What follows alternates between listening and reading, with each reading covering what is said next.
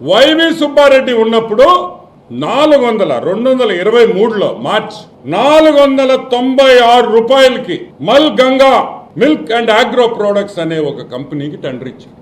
ఎంత?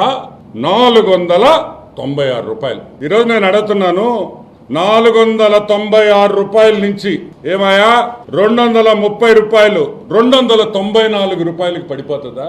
ఎంత? 496 రూపాయల నుంచి నీకు 294 రూపాయలకి ఏ విధంగా నెయ్యి రేటు తగ్గిస్తారని మేము అడుగుతున్నాం.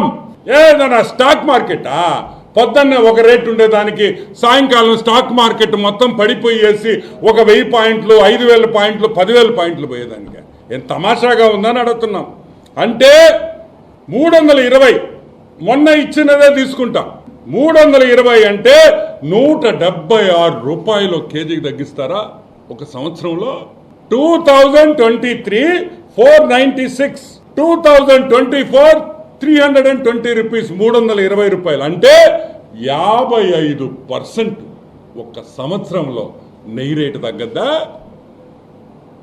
అక్కడ్లారా చెల్లెళ్ళారా, మా అన్నలకు తెలియకపోవచ్చు, ఎందుకంటే వాళ్ళు మార్కెట్ పోరు కదా. మీకు చెప్పండి అమ్మా తల్లులారా, మీరు చెప్పండి, ఒక సంవత్సరంలో నెయ్యి రేటు 55% తగ్గిందా? మీరు అంగళ్ళల్లో కొనుక్కుంటున్నారు కదా నెయ్యి, ఒక్కసారి మీ ఆత్మ పరిశీలన చేసుకోండి. ఒక్కసారి అడగండి మీ ఆత్మని. ఏమి నెయ్యి రేటు ఒక్క సంవత్సరంలో 55% తగ్గిందంటే ఎక్కడి నుంచి నాణ్యత నెయ్యి వస్తుందని ఈరోజు మేము ప్రశ్నిస్తున్నాం.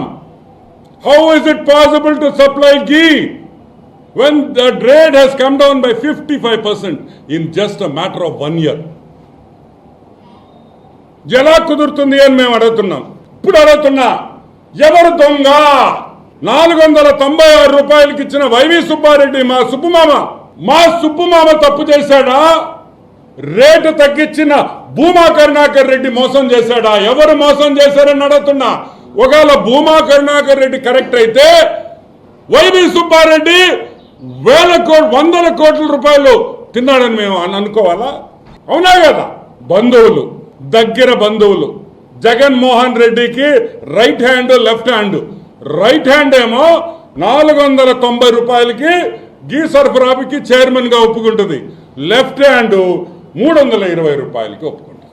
ఎందుకు ఒక సంవత్సరంలో అంత వ్యత్యాసం? ఇప్పుడు ఎవరు తప్పు చేశారనే విషయం బయటికి రావాలి. భూమా కరుణాకర్ రెడ్డి కరెక్టా? వైవి సుబ్బారెడ్డి కరెక్టా? ఎవరు ఇక్కడ దోపిడీ జరిగింది, ఎలా జరిగింది అనే విషయం బయటికి రావాలి. దానికనే సిట్టు వేశాం. దానికనే ఇవన్నీ బయటికి రావాలి కాబట్టే మేము సిట్టు వేశాం అని కూడా మీకు మనవి చేస్తా ఉన్నాం.